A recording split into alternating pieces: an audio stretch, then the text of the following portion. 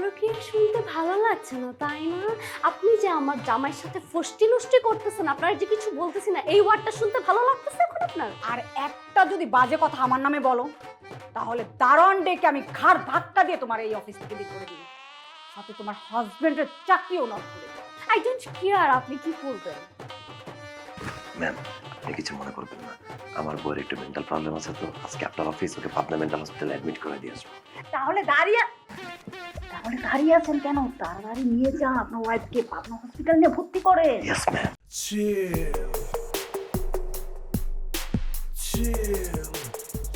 আবার আরেকটা ফাইল। আচ্ছা হাবিল ভাই, মানে আমি বুঝি না কেমনে সম্ভব এটা। রাহুল ভাই, চিরা থাকলে দেখবেন দুনিয়াটা চিল, ঝামেলা মনে করলেই ঝামেলা। ভাই বলে লাভ নাই, আমি বুঝে গেছি আসলে আপনার রক্ত গ্রুপটাই চিল, তাই আপনি এরকম চিল থাকতে পারেন। প্রজেক্ট ঠিকঠাক রেডি হচ্ছে তো? ম্যাম, সবকিছু পারফেক্ট আছে, আপনি শুধু সাইন করবেন এবং সাবমিট করবেন। ও মাই গড, এটাই বুঝি তোমার চিল থাকার কারণ? ম্যাম, আমার ওয়াইফ।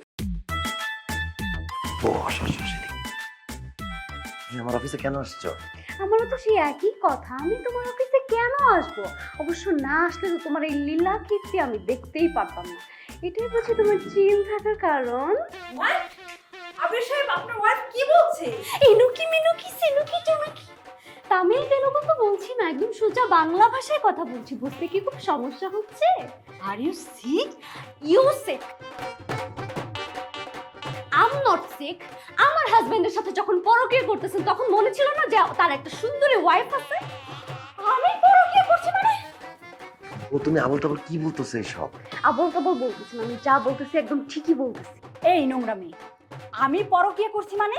ও, পরকীয়া শুনতে ভালো লাগছে না, তাই না? আপনি যে আমার জামাইয়ের সাথে ফষ্টি নষ্টি করতেছেন, আপনার যে কিছু বলতেছি না, এই ওয়ার্ডটা শুনতে ভালো লাগতেছে এখন আপনার? আর একটা যদি বাজে কথা আমার নামে বলো তাহলে দারোয়ান ডেকে আমি ঘাড় ধাক্কা দিয়ে তোমার এই অফিস থেকে বের করে দিই, সাথে তোমার হাজবেন্ডের চাকরিও নষ্ট করে দেব। আই ডোন্ট কেয়ার আপনি কি করবেন। ম্যাম, আপনি কিছু মনে করবেন না, আমার বউয়ের একটু মেন্টাল প্রবলেম আছে, তো আজকে আপনার অফিস ওকে পাবনা মেন্টাল হসপিটালে অ্যাডমিট করে দিয়ে আসবো। তাহলে দাঁড়িয়ে আছেন কেন? তাড়াতাড়ি নিয়ে যান আপনার ওয়াইফকে পাবনা হসপিটাল নিয়ে ভর্তি করে। Yes ma'am. বউ, তুমি তো শান্ত হও, তুমি তো আমার রিজিকে আগুন লাগাই দিচ্ছ। ম্যাডাম তো যে কোনো সময় আমার চাকরিটা খেয়ে দিবে।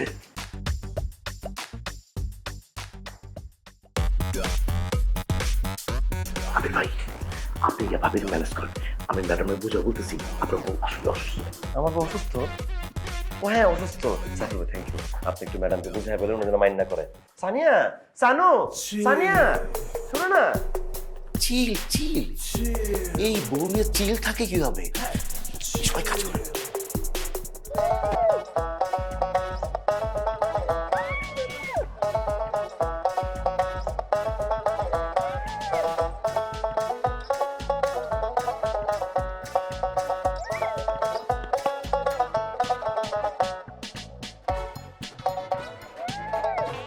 কি ব্যাপার?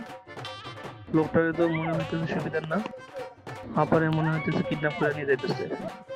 হ, ওকে থানার দিকে নিয়ে যাবো, নিয়ে গিয়ে থানায় ধরাই দেবো।